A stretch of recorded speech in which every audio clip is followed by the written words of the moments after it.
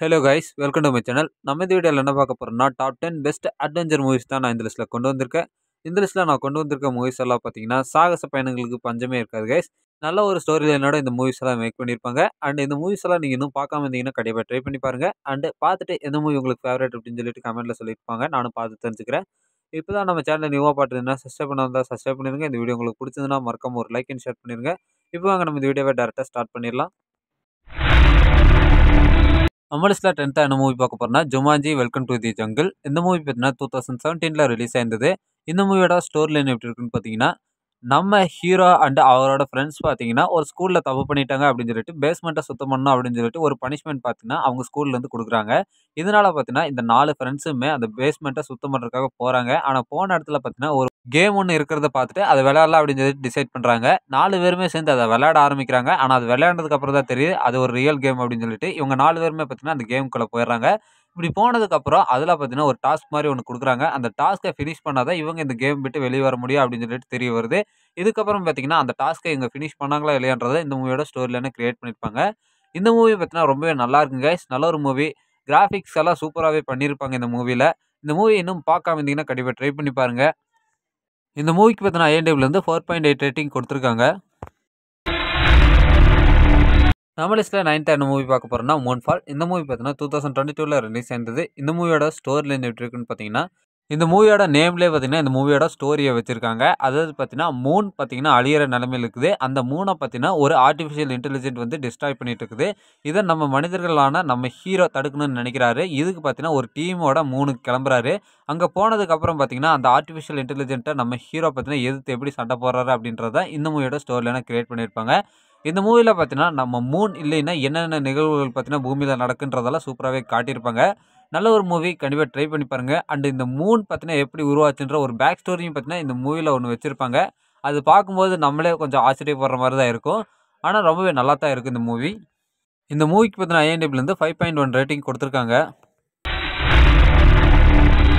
நம்ம லிஸ்ட்டில் 8th என்ன மூவி பார்க்க போகிறோம்னா, கேஎஸ் வால்கிங். இந்த மூவி பார்த்தீங்கன்னா 2021ல ரிலீஸ் ஆயிருந்தது. இந்த மூவியோட ஸ்டோரி லைன் எப்படி இருக்குன்னு பார்த்தீங்கன்னா, நம்ம ஹீரோ வாழ்ந்துட்டு இருக்கிற கிரகத்தில் பார்த்தீங்கன்னா பெண்களே இருக்க மாட்டாங்க. ஆண்கள் மட்டும்தான் இருப்பாங்க. நம்ம ஹீரோ இருக்கிற கிரகத்தில் பார்த்தீங்கன்னா ஆண்கள் என்ன நினச்சாலுமே அது வெளியே கேட்கும். அதாவது பார்த்தீங்கன்னா அவங்க என்ன நினைக்கிறாங்களோ அது பார்த்தீங்கன்னா வெளியே தெரியும் அப்படியே. அப்படி இருக்கும்போது பார்த்தீங்கன்னா பெண்கள் நினைக்கிறது மட்டும்தான் நமக்கு கேட்காது. அப்படிப்பட்ட அந்த கிரகத்தில் பார்த்தீங்கன்னா பெண்களே இருக்க மாட்டாங்க. அப்போ தான் பார்த்தீங்கன்னா நம்ம ஹீரோயின் வந்து அந்த கிரகத்தில் மாட்டிக்கிறாங்க. இப்படி மாட்டிக்கிட்டதுக்கு அப்புறம் தான் தெரியுது அவங்க வந்த ஸ்பேஸ்ஷிப் பார்த்தீங்கன்னா வேற ஒரு இடத்துல இருக்குது. அந்த ஸ்பேஸ்ஷிப்புக்கு போகணும்னா நம்ம ஹீரோ ஹெல்ப் பண்ணணும் அப்படின்னு சொல்லிட்டு தெரிய வருது. ஆனால் நம்ம ஹீரோ வாழ்ந்துட்டு இருக்கிற அந்த கிராமத்தில் இருக்கிற ஆண்கள் பார்த்தீங்கன்னா அதை விரும்ப மாட்டாங்க. நம்ம ஹீரோவையும் எதிர்ப்பாங்க. அந்த பெண்ணை பார்த்தீங்கன்னா சிறைப்பிடிக்கணும் அப்படின்னு சொல்லிட்டு நினைப்பாங்க. இப்படி இருக்கும்போது பார்த்தீங்கன்னா நம்ம ஹீரோயினை நம்ம ஹீரோ எப்படி காப்பாற்றுறாரு அப்படின்றத இந்த மூவியோட மிச்ச ஸ்டோரியில கிரியேட் பண்ணியிருப்பாங்க. இந்த மூவி பார்த்தீங்கன்னா ஒரு டிஃப்ரெண்ட் கான்செப்ட்ல எடுத்திருப்பாங்க கைஸ். ஆனால் மூவி பார்க்கும்போது நல்லா தான் இருக்குது. கண்டிப்பாக ட்ரை பண்ணி பாருங்க. நல்ல ஒரு மூவி. மிஸ் பண்ணாமல் ட்ரை பண்ணி பாருங்க. அண்ட் இந்த மூவிக்கு பார்த்தீங்கன்னா IMDbலேருந்து 5.1 ரேட்டிங் கொடுத்துருக்காங்க. நம்ம லிஸ்ட்டில் 7th என்ன மூவி பார்க்க போகிறோம்னா, Indiana Jones and the Kingdom of Crystal style. இந்த மூவி பார்த்தீங்கன்னா 2008ல ரிலீஸ் ஆயிருக்கு. இந்த மூவியோட ஸ்டோரி லைன் எப்படி இருக்குன்னு பார்த்தீங்கன்னா, நம்ம ஹீரோ இண்டியானா ஜோன்ஸ் பார்த்தீங்கன்னா ஒரு ஆர்கியாலஜிஸ்டாக இருப்பார். இப்படி இருக்கும்போது அவரோட ஃப்ரெண்டு பார்த்தீங்கன்னா ஒரு புதையலை தேடி போயிருப்பாரு. ஆனால் அந்த புதையலை தேடி போன இடத்துல பார்த்தீங்கன்னா அவர் காணாமையே போயிடுவார். இப்படி இருக்கும்போது நம்ம ஹீரோ பார்த்தீங்கன்னா அந்த ட்ரெஷரை தேடியும் அது மட்டும் இல்லாமல் அவரோட ஃப்ரெண்டையும் தேடியும் கிளம்புறாரு. இப்படி கிளம்புனதுக்கு அப்புறம் இவர் மட்டுமே அந்த ட்ரெஷரை தேடாமல் இன்னொரு லேடியும் பார்த்தீங்கன்னா அந்த ட்ரெஷரை தேடிட்டு இருப்பாங்க. இப்படி நம்ம ஹீரோ அண்ட் அந்த லேடி இவங்க 2 பேருமே அந்த ட்ரெஷரை தேடும்போது யார் கையில் அந்த ட்ரெஷர் கிடைக்குது, அது கிடைச்சதுக்கப்புறம் என்ன பண்ணுறாங்க அப்படின்றத இந்த மூவியோட மிச்ச ஸ்டோரியில் கிரியேட் பண்ணியிருப்பாங்க. நல்ல ஒரு அட்வென்ச்சர் மூவி. கண்டிப்பாக ட்ரை பண்ணி பாருங்கள். இண்டியானா ஜோன்ஸ் மூவிஸ்னாலே கண்டிப்பாக சூப்பராக இருக்கும். இந்த மூவி பார்த்தீங்கன்னா வேறு லெவலில் இருக்குங்க கைஸ். இந்த மூவிக்கு பார்த்தீங்கன்னா IMDbலேருந்து 6.2 ரேட்டிங் கொடுத்துருக்காங்க.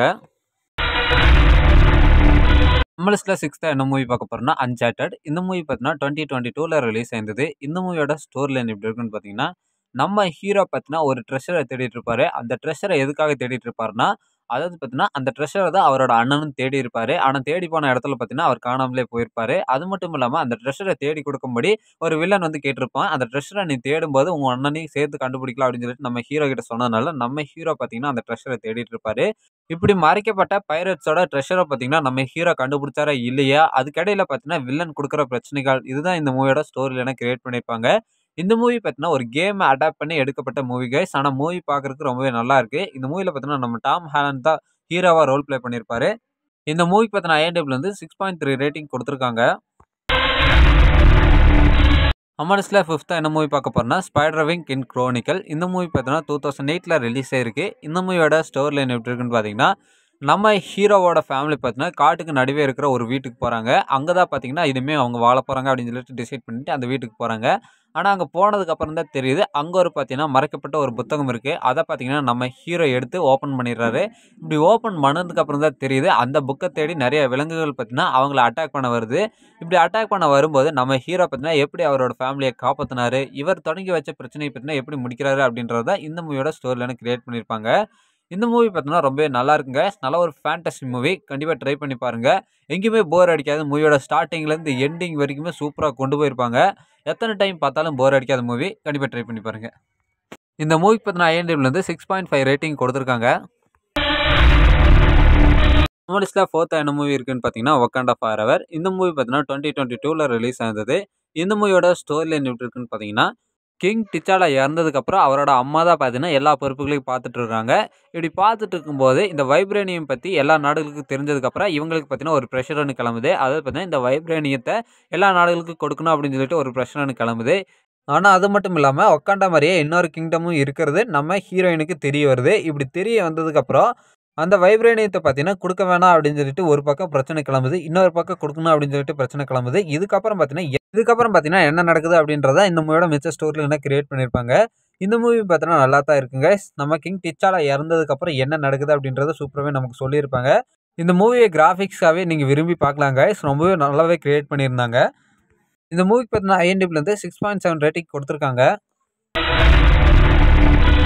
நம்ம லிஸ்ட்டில் 3rd என்ன மூவி பார்க்க போறோம்னா ஆர்மர் ஆஃப் காட் 2. இந்த மூவி பார்த்தீங்கன்னா 1991ல ரிலீஸ் ஆயிருந்தது. இந்த மூவியோட ஸ்டோரி லைன் எப்படி இருக்குன்னு பார்த்தீங்கன்னா, நம்ம ஹீரோ ஜாக்கி சான் பார்த்தீங்கன்னா ஒரு திறமையான ட்ரெஷர் ஹண்டராக இருப்பார். அவருக்கு பார்த்தீங்கன்னா ஒரு வேலை ஒன்று கொடுக்கப்படுது. அந்த வேலை என்னென்னா, அதாவது செகண்ட் வேர்ல்டு வார் நடந்துட்டு இருக்கிற சமயத்தில் பார்த்தீங்கன்னா ஜெர்மன்ஸோட படைகள் சகாரா பாலைவனத்தில் 2.5 டன் தங்கத்தை எடுத்துக்கிட்டு போயிட்டு இருக்கும்போது அந்த தங்கம் பார்த்தீங்கன்னா அங்கே மிஸ் ஆயிடுது.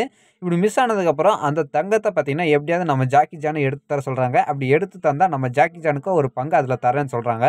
இதுக்கப்புறம் பார்த்தீங்கன்னா நம்ம ஹீரோ ஜாக்கி சான் பார்த்தீங்கன்னா அந்த தங்கத்தை எப்படி எடுக்கிறாரு, அப்படி இப்போ எடுக்க போன இடத்துல பார்த்தீங்கன்னா என்னென்ன பிரச்சனைகள் வருது அப்படின்றது தான் இந்த மூவியோட ஸ்டோரியில் கிரியேட் பண்ணியிருப்பாங்க. இந்த மூவிக்கு பார்த்தீங்கன்னா ஐஎன்டிபிலேருந்து 6.9 ரேட்டிங் கொடுத்துருக்காங்க.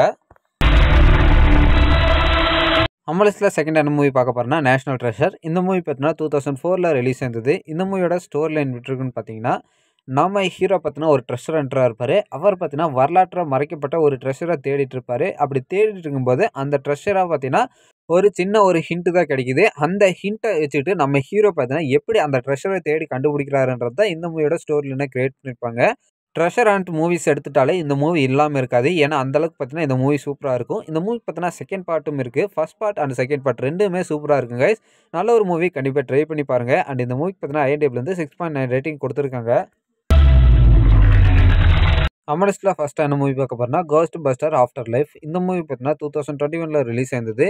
இந்த மூவியோட ஸ்டோரி லைன் எப்படி இருக்குன்னு பார்த்தீங்கன்னா, கோஸ்ட் பஸ்டர்ஸ் அப்படின்னு சொல்லிட்டு ஒரு 4 பேர் இருப்பாங்க. அவங்க பார்த்தீங்கன்னா நியூயார்க்கில் இருக்கிற இந்த பேய்கள் எல்லாம் பிடிச்சிட்டு இருப்பாங்க. இப்படி பிடிச்சிட்டு இருக்கும்போது அவங்க பார்த்தீங்கன்னா வயசாகி ஒருத்தர் பார்த்தீங்கன்னா அதில் இறந்தும் போயிடுறாரு. இப்படி இறந்து போனதுக்கப்புறம் அவரோட வீட்டில் பார்த்தீங்கன்னா தங்கறதுக்காக அவரோட பேரப்பிள்ளைக்கு 2 பேர் பார்த்தீங்கன்னா அந்த வீட்டுக்கு வராங்க. இப்படி வந்ததுக்கப்புறம் தான் தெரியுது தன்னோட தாத்தா பார்த்தீங்கன்னா ஒரு கோஸ்ட் பஸ்டர்னு. அவர் பிடிச்சி வச்சிருந்த பேய்களெல்லாம் பார்த்தீங்கன்னா இவங்க ரிலீஸும் பண்ணிடுறாங்க. இப்படி ரிலீஸ் பண்ணதுக்கப்புறம் இந்த உலகத்துக்கு பார்த்தீங்கன்னா ஒரு பெரிய ப்ராப்ளம் ஒன்று கிரியேட் ஆக போகிறது இவங்க தெரிஞ்சுக்கிறாங்க. இப்படி தெரிஞ்சுக்கிட்டதுக்கப்புறம் இவங்களோட ஃப்ரெண்ட்ஸ் எல்லாம் ஒன்று சேர்த்து எப்படி ஒரு கோஸ்ட் பஸ்டராக மாறி அந்த ப்ராப்ளத்தை பார்த்தீங்கன்னா சால்வ் பண்ணுறாங்க அப்படின்றது தான் இந்த மூவியோட ஸ்டோரி லைனாக கிரியேட் பண்ணியிருப்பாங்க. கோஸ்ட் பஸ்டர்ஸ் அப்படின்னு சொன்னாலே யாருக்குமே தெரியாமல் இருக்காது. ஹாலிவுட் மூவிஸ் பார்க்குறீங்கன்னா கண்டிப்பாக தெரிஞ்சிருக்கும். நல்ல ஒரு மூவி. கண்டிப்பாக ட்ரை பண்ணி பாருங்க. அண்ட் இந்த மூவிக்கு பார்த்தீங்கன்னா ஐஎன்டிபிலேருந்து 7 ரேட்டிங் கொடுத்துருக்காங்க.